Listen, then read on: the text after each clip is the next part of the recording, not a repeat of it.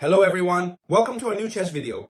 If you haven't reached 2000 elo yet, this video is going to help you a lot because I'm going to show you the best opening to help you reach that 2000 elo mark. Even if you already have 2000 elo, you can keep playing it and it can also give you very good results. So I'm going to give you a pretty complete preparation so you can see all the repertoires and handle all of your opponent's moves. Which opening are you talking about, chess teacher? Well, let's start with double king's pawn. Knight to c3, knight to c6, d4, setting up the Scotch opening, which I can already tell you it isn't because of d4, and now we're going to bring out the bishop to c4. This opening is called the Scotch Gambit. It's not the Scotch opening, which would happen after recapturing this pawn with the knight. So what we do is give away this pawn in quotes, you'll see why, and we'll bring out our bishop to c4. Notice that it's like a mix between the Scotch opening and the Italian opening. The Italian opening would look just like this, right? So notice that now we're somewhere between a Scotch and an Italian. What are the advantages of the Scotch Gambit? The first one is obvious. We have two very active pieces, a bishop that's already putting pressure on the weakest point in black's position, f7. We can castle on the next move while black still needs 3 moves, develop the bishop, bring out the knight, and castle. And in addition, we have some freedom with this d4 pawn, because this d5 pawn has already moved, and for example, if black develops the knight, we could already put pressure here, bothering it a lot. You already know that this knight is the best defender of the castling position. And on top of all that, we're only giving up a pawn, which we can recover whenever we want with the move knight takes d4. You'll see, I'm going to explain all the tactics you have in this position. For example, let's start with black's possible moves. Here, the most logical and most commonly played moves are knight to f6, bishop to c5. These two are the most played. Even d6, which is a bit more passive but also very popular. Or this bishop, instead of going to q5, for example, to e7, or even giving us a check from here, alright? Let's start, if you like, with this move here. Bishop to c5, since along with knight to f6, it's one of the most played moves, okay? One of the most played moves, alright? Bishop to c5, defending this pawn so that we can recover it right away. Here I'm going to recommend a spectacular move for you, which is c3. Notice that now we would be allowing this pawn to be exchanged and therefore black would end up with an extra pawn. But notice that's not the case, because if they take this pawn, we're going to take advantage of the fact that this queen has all this open space. And notice that now, this bishop is left hanging. We're also going to take advantage of the loose piece, and with a bishop sacrifice, bishop takes f7, king takes f7, what we've done is a sacrifice of attraction. We've lured the king to the f7 square, and by playing this move, queen to d5, we're checking the king and recovering the bishop. Therefore, notice that here, the king obviously won't move forward. First, because he would lose the queen, and second, because the king would be extremely exposed. The most common moves are to come here or to come here. If they come this way, we would capture with check and then recover the pawn. So here, the most normal thing is for them to return to their original position. Here, we could recover the bishop without any problem, but I'm going to recommend that you first give, this check here, and I'll explain why. Because notice that we're going to recover this bishop on the next move. If they come here, we recover it with check and get the pawn back. But what happens if they play g6? The most played move here, without a doubt, is g6. Well, now they would be weakening this diagonal. Therefore, when we recover this bishop, they would no longer be able to recover this pawn. Well, actually they could, but they would be helping us a lot. Because after bishop takes on b2, we would be taking advantage of this incredible diagonal, and right now, with only one pawn down, we would have an impressive attack. All the pieces are coordinated. We could castle on the next move. Black wouldn't be able to castle on the next move or ever, because they've already moved their king, and on top of that, it's very exposed here. Therefore, we have a clear advantage. If they don't capture here, notice that if they don't take here and play a move, for example, like d6, a good move, we would simply recapture the pawn with the queen, and besides having this good diagonal, we would be left with quite a bit of an advantage. The opponent's king can't castle, which is very important, so we have an incredible attacking advantage. And on top of all that, it's for free, because we've recovered the pawn, we have the same material, and we have a hugely advantageous position. Let's quickly review this line. Knight to f3, knight to c6. We set up the Scotch Gambit, and after the capture, we'll place the bishop on c4.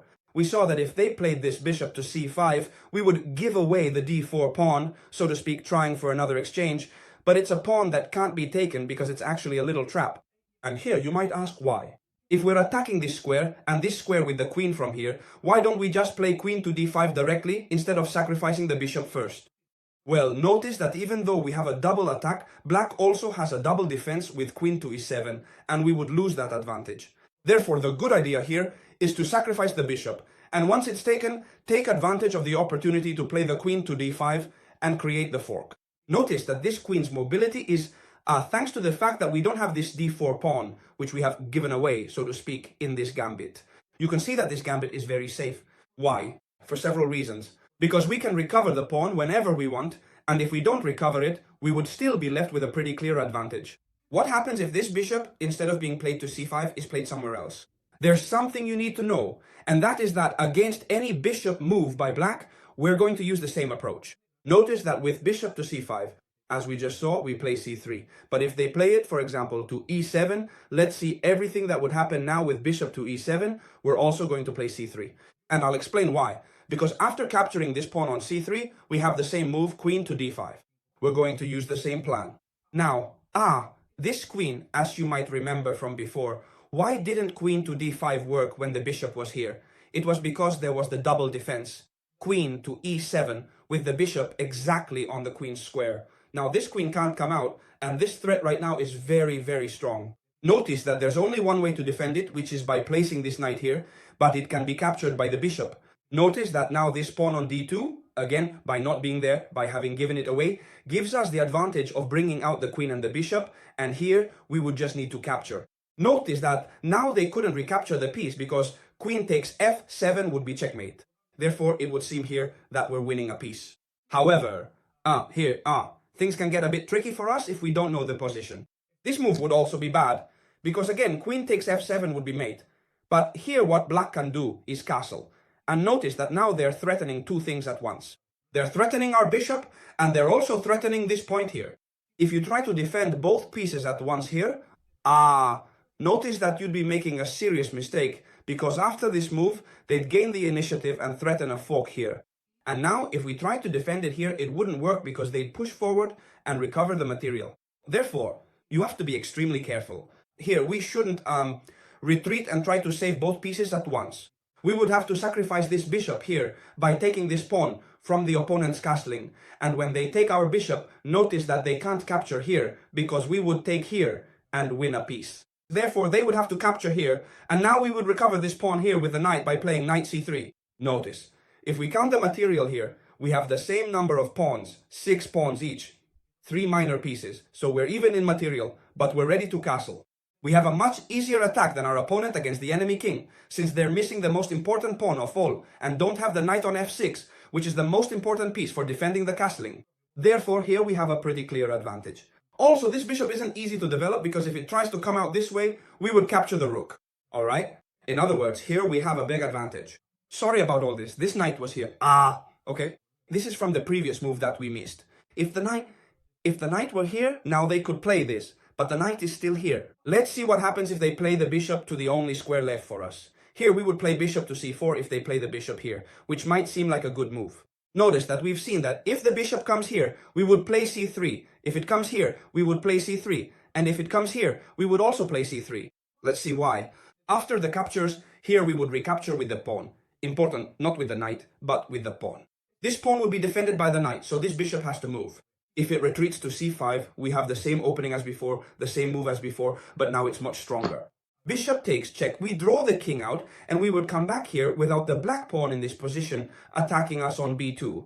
So notice that this bishop couldn't retreat to this position. What happens if it retreats to e7? Well, the same as before, we would play this move here, but notice that it's even stronger now. Why? Because we don't have the pawn on b2 under threat. We're threatening checkmate on f7.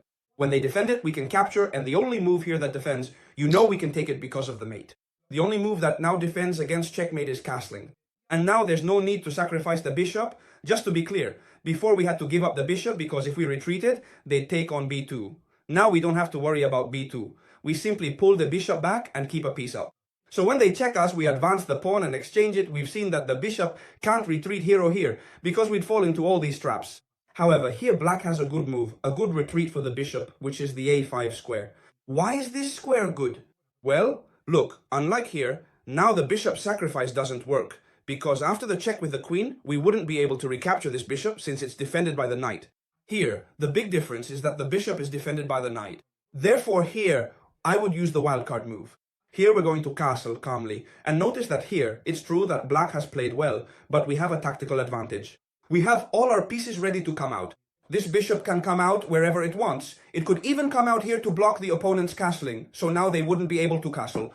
Or it could come out wherever it wants from here. Even now, this knight, this queen also has freedom, while black would still have to make a move like this, and this bishop would also be a bit out of play. It's true that here, it's a good move by black and they've ended up in a good position, but even so, we don't need to worry. Notice that after the knight comes out, we have this pawn completely free to attack their knight. We can come over here to attack the castling. We have quite a good game. Notice that here, the most natural move for black, which would be to continue with knight to f6, is a mistake, and I'm going to show you how to punish it. Here it seems that black has played perfectly, but even so, the good thing about this opening is that we can punish it from all sides by taking advantage of tactics. Here we're going to play e5, attacking this knight. This knight has different options to retreat. Let's first look at one that seems natural, which is to bring the knight over here, but it wouldn't work. We're practically winning here with this move. We're threatening this double attack here, defended by the bishop, and also attacking this knight, which is unprotected, so we would be winning the game. What happens if instead of retreating here, they retreat here? Notice that now it wouldn't work because here they would recapture this pawn with knight takes a5, defending this square, recovering a pawn, and also attacking the white bishop.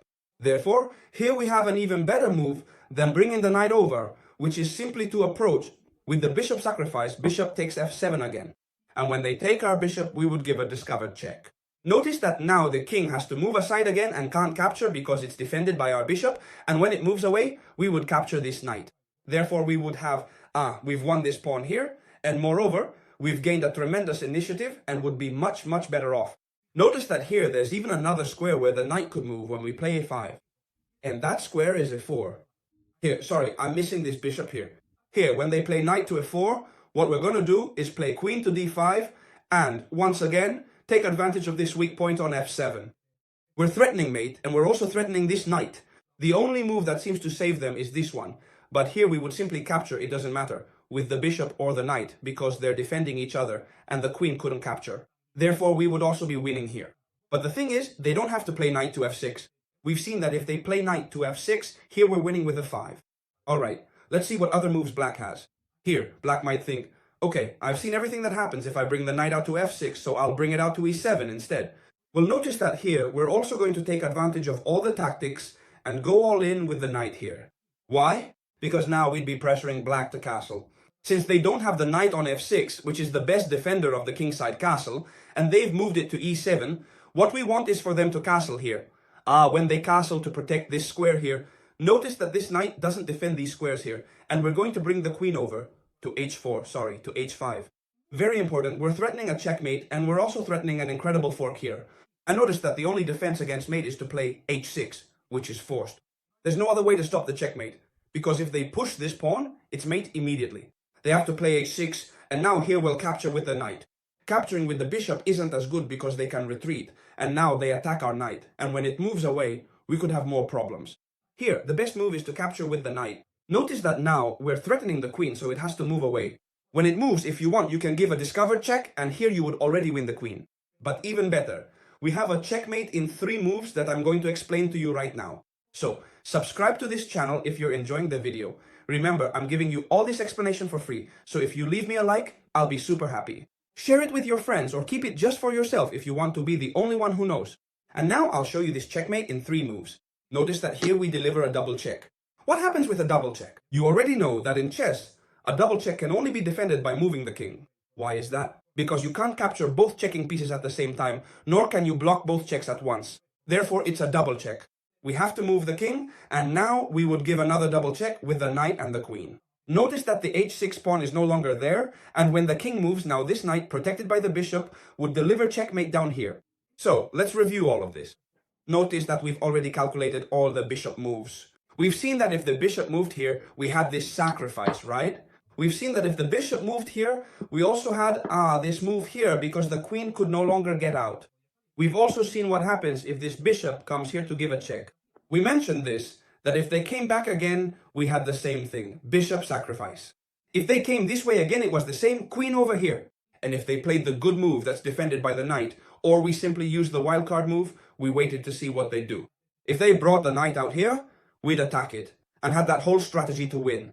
If they brought the knight out here because they realized this strategy, we'd come here to castle. And here, many of you will ask me, because I know you're very smart, what happens if instead of castling, they play this move here, knight to e5, defending this square, and also attacking this bishop? Well, look, here's a very simple tactic. This move was good because it was defended by the knight. Once this knight moves away, all we have to do is capture here. Check. When they capture with the knight, we capture again. They're forced to capture. Why? Because we're creating a fork. And when they capture, we simply give the double attack here with the queen. We can't do it here because this knight is defending, so we do it here. And when they defend with g6, we recover this piece. And if you notice, we're left with the same material, but with a spectacular advantage in space and tactics. Our king is castled, while the opponent's king is exposed here. And on top of that, they can't castle anymore, with this bishop able to go anywhere, and this knight as well. Therefore, this bishop also has trouble getting out. Let's see what happens if after this check they capture here, we capture here, and then retreat. We said that we would use the wild card, and if they brought out this knight here or here, we had every chance to win. Let's see what happens if they play a very flexible move like d6. Well, look, here I'm going to explain several ideas I have to break through the opponent's king. Here I assure you that the best move is queen to b3, and it's also very strong. We're creating an impressive battery against the f7 square. Also, we're also attacking this point here, so this bishop can't move away. And here you might ask me, why is it better for the queen to go here instead of here, threatening mate? Well, because if we bring the queen to d5, they have bishop to e6, attacking our queen. And when we retreat, they'd capture here and goodbye to our entire attack. But if the queen comes this way, then that bishop move is no longer possible, since we would win a pawn and on top of that, deliver a spectacular check and bring everything into the attack. Therefore, this move is no longer possible. What happens here if black plays, for example, by defending with the knight here? Well, we would simply capture this knight and we're threatening to break through on the next move. Therefore, our options are running out here. The only option left is to bring the queen over to defend this point. Notice that this is the most typical solution for black, and here what we're going to do is offer you the central pawn. We're taking advantage of the fact that the king is still in the center and is also lined up with the queen. Be careful with tactical problems here. The rook is attacking the queen and pinning it to the king. And here we're giving away this pawn. A pawn that could be captured in two different ways, with the knight or with the pawn. Let's start with the knight because it's a little easier to explain. Therefore, we'll capture this knight here. If they capture with the pawn, since it's not defended, we make the double check and attack the king. As you can see, tactical themes repeat themselves over and over, and if they capture with the queen, this square is no longer defended, so we would capture with the bishop. Let's see what happens if instead of capturing, here, let's put it back as it was. What happens if instead of capturing this pawn with the knight, they capture it, here, with the pawn? This is a little harder to explain, but you'll understand it perfectly as well. Notice that here we have a very good move, which is to bring out our bishop to a 3, and we would be attacking this queen here. We add one more piece to the attack, and this queen, in order to keep defending this square, can't come here, because we would have a move like this, and we would win instantly. They would have to go to f6 to keep defending. And here, with a lot of composure, we're going to bring in the last piece we need for the attack. Notice that here, even being 2 pawns down and staying very calm, we go ahead and move a knight that we had on b1. Notice here that black has to castle right away. Bringing out this knight here wouldn't be a very good move, since they wouldn't be able to castle because of this bishop that's pinning the castling. So they would have to come this way, and what we're going to do is, well, do this so we can castle on the next move, obviously, right? In case anyone didn't get that. We're going to bring this piece into the attack, targeting this queen. The only available square to keep defending this point is to come here. Notice that now this queen is getting more and more cornered, and we're just going to keep capturing the knight with the bishop we placed on a3. And now notice that if they take with the knight, this pawn is left unprotected, and after we take the pawn, we're almost forcing them to take this knight that we're giving away. Why? Because we're attacking this point with 3 pieces. Therefore, they're almost forced to take this knight here. We're also giving away a knight, and notice here that we don't want to capture with the bishop, but rather we want to capture with the queen. So, we have to create a discovered attack. We give a check here. Notice that now we're making a discovered attack, but also we're really tightening the pressure for this checkmate with the queen. If they come here, we'll capture with the queen, and when they come over here, we would simply bring one of the 2 rooks into the attack, and notice that this attack would already be deadly. Notice that if we make the discovered attack, and instead of blocking, they move the king away, there would be a spectacular checkmate. Sorry, there's a pawn missing here. this spectacular checkmate would happen, since this king wouldn't be able to go anywhere, neither here nor here, because the bishop is covering both squares. So, we've already reviewed all the bishop's possible moves. Look here, after bishop to c4, we've reviewed all the bishop's possible moves through here. We've gone over all the variations of this move, so we've got it completely under control now. But also, in this video, I want to show you absolutely everything. And now we're going to see what happens when they play the other very good move, knight to f6. Notice that here they're letting us play e5 directly, which is actually the move I'm going to recommend to you, although castling would also be a very good move if you want, alright? Since black hasn't castled yet, and they're also missing a developed piece, castling would also be a very good move. What makes this opening so good compared to many other openings? Well, notice that we're very dynamic. We've sacrificed a pawn, but in return, we've gained a lot of freedom with our pieces and have many tactical opportunities. Also, we've removed, let's say, black's biggest obstacle, which is this pawn here that prevents this other pawn from moving to 4. And now here, I'm going to recommend the move e5. Let's see, as we saw before, the best way for this knight to develop is to come around here. And notice that here, it's attacking the pawn with both knights at the same time. So, what I'm going to recommend here is to set a trap for your opponent by castling and allowing them to take this pawn. What happens if they take this pawn here? Well, look, first we're going to exchange the knights and I'll explain why. And now we're going to pin this knight here. Notice that this knight is pinned, we're attacking it, it can't move because the king is behind it, and if they defend it, we're going to attack it and win a piece with the pawn. Why is it so important to exchange the knights? This is like this and this is like this. Why is it important to exchange the knights instead of playing rook to e1 right away? Well, notice that now. After defending the pawn, no. After defending the knight, this one can't be attacked by our f4 pawn, since we have a knight in between. Therefore, it's important to exchange the knights first. And now, after rook to a1, no matter how they defend the knight, it doesn't matter. We're going to play f4, and we would already be winning this piece. Let's see what happens if, after e5 and placing this knight to attack, and we castle, instead of capturing this pawn, which we've already seen would lose the knight, they play bishop to c5, which is quite a good move. Here, what we're going to do is simply sacrifice this bishop again. Bishop takes f7, bringing out the king, as always. We'll place this knight to deliver a discovered attack, giving a check, and when they move, we'll capture this knight here, recovering the piece and ending up with a quite overwhelming advantage. Here, notice that the best move is queen e7, but let me tell you, nobody, unless they have this line memorized, and that's very few people, so it's very rare you'll encounter it, is going to play queen e7. Instead, they'll go for the two main moves, which are knight takes pawn, attacking the queen and defending this square, or first d6, attacking the queen from here. But notice that both moves will transpose into the same position. Let's start by looking at what happens when they play knight takes e5. Here, what we're going to play is queen e4, and I'll explain why.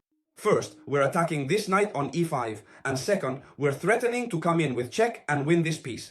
Therefore, the only move that defends both pieces at the same time is d6. If they play it, you simply capture a piece either here or here, and that's it. What happens if they do play it, which is the best move? Well, here we have a very good move.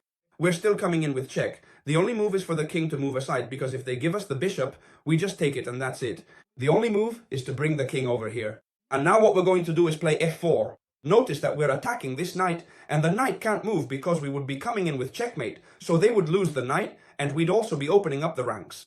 So here, we would be completely winning. What happens if instead of capturing with the knight, they capture with the pawn, which is also very likely, right? Imagine that they capture with the pawn.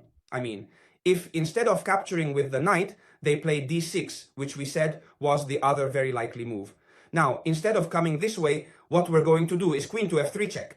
Notice that, oh no, sorry, the king is here. We're going to play queen to f3, threatening checkmate, and we're also threatening to come in through here. Therefore, by threatening this checkmate, we're encouraging them to capture with the knight. But as I was saying, we come back in through here, and when the king moves, we play f4 again. And just like before, if the knight moves, we deliver checkmate, and if the knight doesn't move, we capture it, gaining material, and also setting up checkmating attacks in the next moves. Now let's see what happens if they play this move here, as we're analyzing right now, knight to f6. We've already said that we would play here, black would respond here, and we would castle, taking advantage of the fact that if they capture the pawn, we exchange and bring the rook to 1, winning a knight. Also, if they play the other move we mentioned, bishop to c5, what we needed to do was the following. Sacrifice the bishop, and then, with the discovered attack, capture here. But what happens if instead of either capturing or bringing the bishop here, they bring the bishop to a 2? Good move. Why? Because now neither of the two tactical ideas works. Notice that now the rook to 1 with the pin doesn't work anymore because the bishop is there. And also, giving the check here with the discovered attack doesn't work either, because this square is defended by the bishop and the queen, so we wouldn't be able to jump in here anymore. Here's what we're going to do next.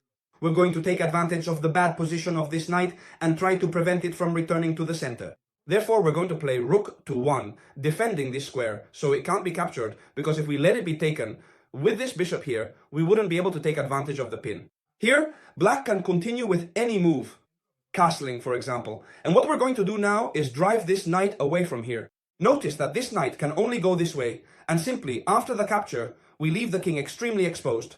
And now, the great thing about this opening, which is so good, is that whenever we want, and when we see that there's no more attack, we recover the pawn we were down on d4, and now we simply have the same material, but on top of that we have a tremendous attack, our pieces are well coordinated, the enemy king is exposed, so we have a huge advantage. So we've seen the option 3d5, coming in with the knight here attacking the pawn, but we haven't talked about the move knight e4. This is very easy to explain. You just have to remember that if they play knight e4 against you, we play queen e2. We're forcing this knight to retreat. Why? Because if they try to defend it, for example, with e5, we would capture en passant, and now this knight would be falling. The same thing happens if they play f5, we capture en passant, and this knight is completely defenseless. Therefore, the only good move is to retreat this knight. Notice that it can't go anywhere else because of the pawn. They have to come to c5, and here we're simply going to castle. Notice that when our attack runs out, we castle, our go-to move. And now, whatever they do, our plan is to bring the rook over here and exchange the rook and queen's positions. Many of you are probably also wondering if the move queen to e7 works. Notice that this move is a mistake not just in this opening, but it's a very common mistake that happens in many openings. White can already castle, and black puts a queen in front of their king, which is very dangerous. Notice now, why do black play this move?